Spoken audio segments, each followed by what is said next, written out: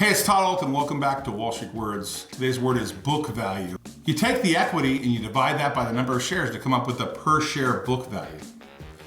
Now, the book value is an important determination to figure out what the actual company is worth on its books. But I'm going to walk you through why book value doesn't always work. When you buy something below book, let's say the book value is $8 and the stock trading for $4, it's 50% below book. However, a famous book value issue, right?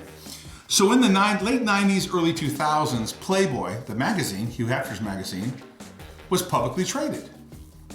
But Hugh Hefner owned a mansion, and that was controlled by Playboy, the public company. And in that mansion, he had lots of paintings that he had bought years earlier. And those paintings appreciated in value, but on his books, he had it at the purchase price. So the book value was misleading. Those paintings were worth a lot more money that was on the books of the company. And investigative people who like to make investments and they do deep research, figured out that Playboy was worth a lot more money than it was on the books. Hey, if you like a company and you're thinking of buying a company below book or at book, do some digging and find out if those assets are carried at their original value when they were bought.